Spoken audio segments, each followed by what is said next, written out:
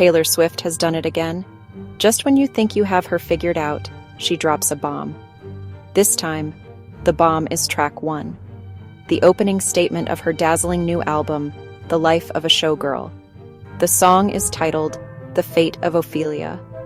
And, honestly, it is a masterpiece. The internet has been buzzing since the first synth notes leaked. Fans are decoding every line. Is it about an old flame? Is it about the pressures of fame? Yes, and yes. But, it's so much more. This isn't just a song, it's a statement. Swift is setting the stage for her most theatrical, heart-wrenching, deeply personal era yet. The showgirl is here, and she's not holding back. The Life of a Showgirl promises a spectacle. So, who is Ophelia? Let's take a quick trip back to high school English class. In Shakespeare's Hamlet, Ophelia is a young noblewoman in love with Prince Hamlet. He's a complicated guy. He toys with her emotions. Her father uses her as a pawn in his political games. The men in her life control her. The men in her life gaslight her. The men in her life ultimately drive her to madness.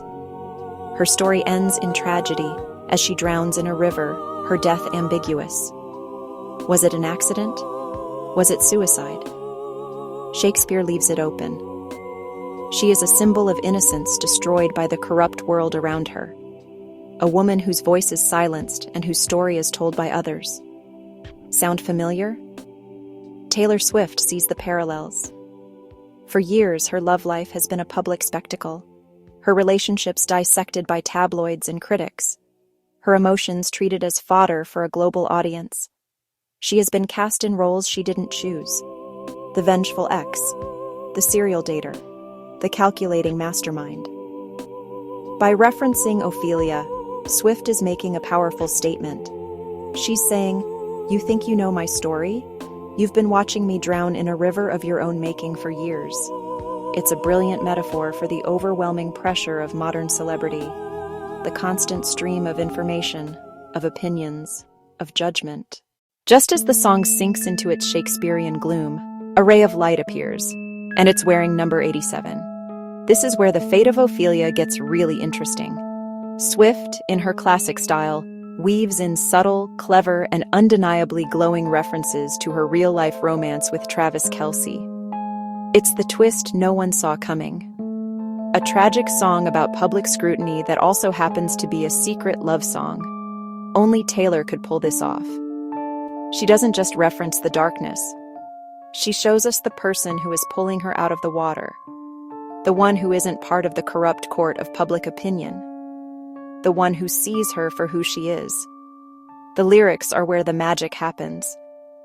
All the king's horses and all the king's men just watched as I fell. But you reached out your hand. You weren't in the castle. You were on the field. A different kind of kingdom. Finally, something real. The field, a different kind of kingdom.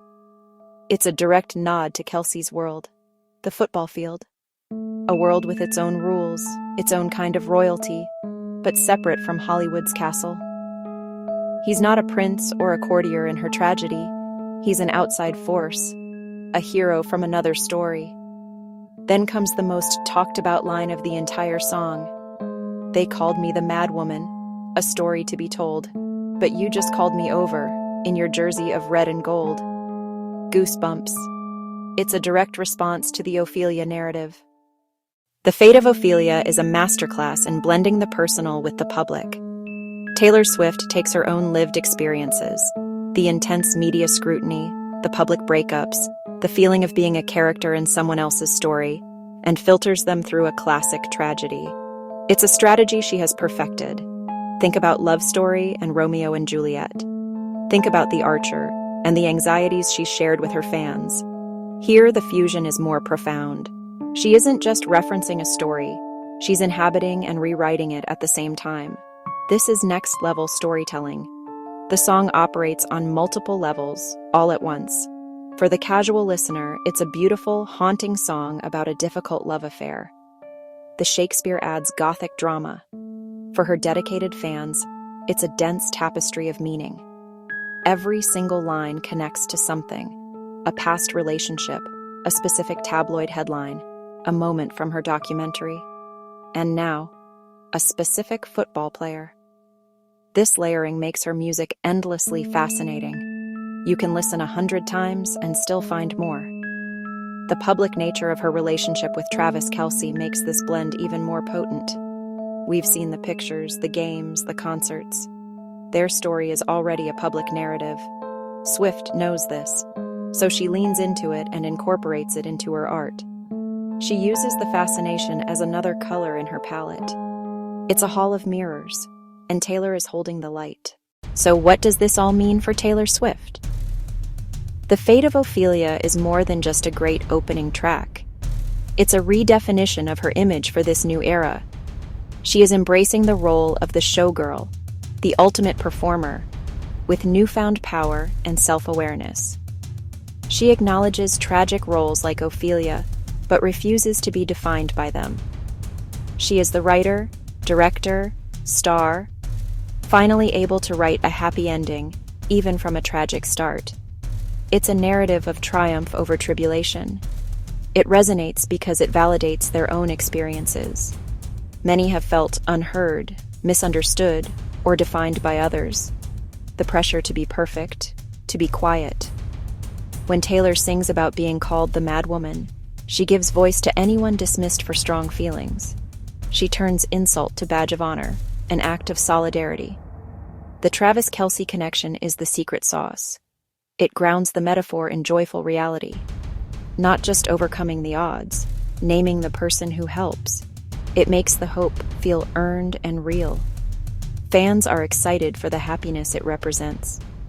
After years of public heartbreak, this feels like a victory. Ultimately, The Fate of Ophelia is the perfect thesis for 2025. Artistically ambitious, emotionally vulnerable, brilliantly clever,